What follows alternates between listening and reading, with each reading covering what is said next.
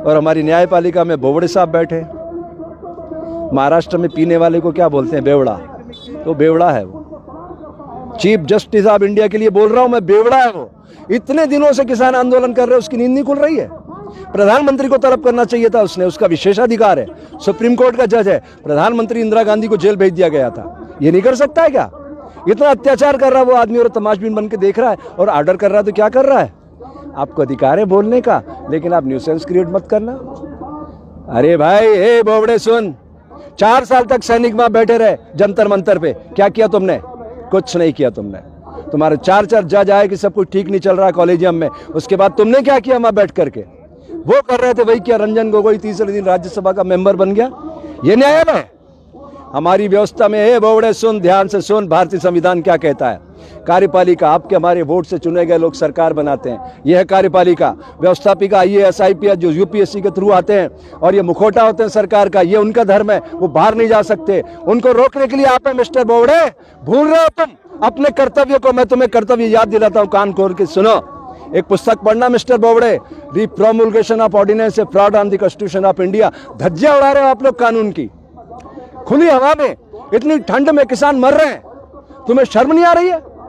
संज्ञान लीजिए, नरेंद्र मोदी को तलब कीजिए, सामने खड़ा कीजिए कटघरे में और उससे पूछिए ये अधिकार तेरे को किसने दिया मिस्टर मोदी? ये किसानों की आवाज है, प्रकृति इसको संचालित कर रही है। इस संपूर्ण क्रांति की ओर बढ़ते कदम है भारत के। लिख लेना बोबड़े, ये कार्यपालिका, व्यवस्थापिका और न्यायपालिका तीनों पर कब्जा कर लिया उस नर पिशाच ने। हजारों लोगों की मौत की नींद की सुला दिया उसने, तुमने, और तुम चुपचाप देखते रहे हो। ये कर्तव्य की मतलब अधोगति है, ये अधोगति कर्तव्य की। आप अपनी जिम्मेदारी का ठीक से निर्वाह नहीं कर रहे हो, इस्तीफा दे के घर चले जाओ अगर आपके अंदर थोड़ी सी भी इंसानियत है तो। और अगर आप संविधान पढ़े हो, मैंने भी संविधान पढ़ा है, आप उसका पालन करवाइए सिस्टम से। ये आपका नैतिक धर्म है।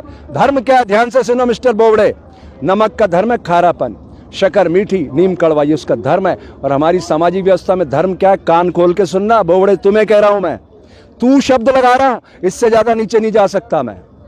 सैनिक का धर्म है राष्ट्र की सुरक्षा, व्यवसायी का धर्म है उद्योग की उन्नति, शिक्षक का धर्म है समाज का निर्माण, साधु का धर्म है समाज की सोई हुई चेतना को जागृत करना। और बोबड़े, मुझे इस देश में नहीं जीना, तुम अपनी गोलियों से मेरे शरीर को छलनी करवा दो, मैं आज लिख के दे देता हूं तुम्हें। मैं ऐसे देश में जीना नहीं चाहता मिस्टर बोबड़े। तुम संविधान की अगर इज्जत नहीं कर सकते तो मैं उस संविधान की पालना नहीं करूंगा। लिख लीजिए आप, आपको संविधान के पैरामीटर में आना पड़ेगा मिस्टर बोबड़े। आपको उसको तलब करना पड़ेगा नरेंद्र को। हजारों लोगों का खून बहा दिया उसने। वो चरित्रहीन आदमी प्रदीप शर्मा को अंदर करके बैठा है, आप उसकी याचिका भी नहीं सुन रहे। तो क्या कर रहे हैं आप लोग? कोर्ट भी शांत है, व्यवस्थापिका भी तमाशा बन के खड़ी है। वो DGP तुम्हारा BSF का mister Rakesh Asthana hardcore criminal है, हार्डकोर क्रिमिनल। आलोक वर्मा उसको गिरफ्तार करना चाहता था और उसको उसने DG बना के बैठा दिया है। आप ऐसे तमाशबीन बने रहोगे तो मुझे फिर शर्म आ रही है। इस पद पे मत रहो आप, छोड़ो इस पद को, और पद पे बैठना तो उसके साथ न्याय करो। ये प्रकृति हिंसा का फल दुख, दया का फल आनंद बरसाती रहती है। देखो ये जंग बहुत दूर तक जाएगी बोबड़े जी, ये मैं कह रहा हूं। ये शुरुआत हो रही है। ये किसान आंदोलन नहीं लड़ रहा है, ये प्रकृति आंदोलन लड़ रही है। और हम साधु बने मर करके, हमें कोई फर्क नहीं पड़ता। हम लाश को आप कहीं लटकाओ, दफनाओ, इसको छलनी करो, कोई फर्क नहीं पड़ना। हम तो मर के साधु बने हैं। मैं सारे साधुओं से मिला, सब डरे हुए हैं कि ये तो पिशाच आदमी है, हमें मार देगा। कंप्यूटर बाबा को 151 में कई दिनों इंदौर पुलिस ने बंद रखा। शिवराज सिंह ने, पुलिस ने किसानों पर गोलियां बरसवाई पुलिस के द्वारा मंदसौर में। क्या कर रहे हैं आप लोग? व्यापम में हजारों लोगों को मौत की नींद सुला दिया उस शिवराज ने, कंस के रूप में है वो। तो न्यायालय का ये धर्म तो ठीक बात नहीं है। मैं आपसे अपेक्षा करता हूं बोबड़े जी, खुद के ईमान को जगाओ और पढ़ो संविधान को कि प्रकृति आपको क्या संदेश दे रही है। किसान लोग मर रहे हैं, हमारे एक साधु ने आत्महत्या कर ली है। क्यों? ये करुणा उससे देखा नहीं जा रहा। आप देख रहे हैं सब तमाशा और आप उनके साथ खड़े हो गए इसलिए कि वो आपकी नौकरी छीन लेंगे। अरे आलोक वर्मा की भी छीनी है ना उन्होंने। वो इसी राकेश अस्थाना को बंद करना चाहता था, हार्डकोर क्रिमिनल है वो। उसने आसाराम के लड़के को 11 साल पुरानी लड़कियां उठा के और बलात्कार में बंद किया। और क्या कहता है वो राकेश अस्थाना FIR में क्या लिखवाता है कि नारायण साईं को और आसाराम को, उसकी घरवाली आसाराम की और उसकी बेटी लड़कियां सप्लाई करते थे। अरे लानत है, क्या कर रहे हैं आप लोग? ऐसा दृश्य उभर रहा देश के अंदर, साधु संतों को डरा दिया गया। कंप्यूटर बाबा को 151 में कई दिनों इंदौर में बंद रखा गया, सब डरे हुए। 50 साल पुराना आश्रम खदेड़ दिया। अरे जनता के प्रतिनिधियों का पैसा लगा हुआ था। जो गुनाहगार है उनको अंदर करिए ना 120B में।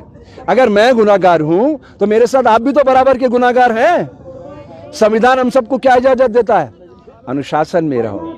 तो आप भी और हम भी अनुशासन के तहत काम करें तो एक अच्छे राष्ट्र का निर्माण होगा। उसकी समाज को जरूरत है। ये अन्नदाता MSP के लिए लड़ाई लड़ रहा है, मिनिमम सपोर्ट प्राइस के लिए। क्या इसका अधिकार नहीं है? भारत की आत्मा गांव में रहती है। मेरे देश का किसान चट्टान की अट्टालिकाओं को फोल कर धान उपजाता है। उसके हक में आप नहीं खड़े हो सकते तो फिर आप कौन से देश में, कौन सी दुनिया में रह रहे हैं? अरे ये बैलगाड़ी के युग में हिंसक पशु ले जाना चाहता है भारत को, और ड्रोन पे दुनिया उड़ रही है। जापान में 1945 में बोबडे जी हिरोशिमा नागासाकी पे बम गिरा था। कोई आत्मचिंतन किया उन्होंने? 64 में बुलेट ट्रेन आई, नो डिले नो एक्सीडेंट। ये होती है प्रशिक्षण की ताकत। अगर आप देश से प्यार करते हैं, अपने बच्चों से प्यार करते हैं, अपने आने वाली नस्लों से, तो सुधारिए इस सिस्टम को। आपके पास मौका है। आज आप हैं, कल नहीं रहेंगे। लोग आपका इंतजार कर रहे हैं, आपसे बहुत अपेक्षा कर रहे हैं। अरे ज़्यादा से ज़्यादा आपका क्या करेंगे? आपको घर बैठा देंगे ना। इतिहास आपका स्वर्णाक्षरों में लिखा जाएगा।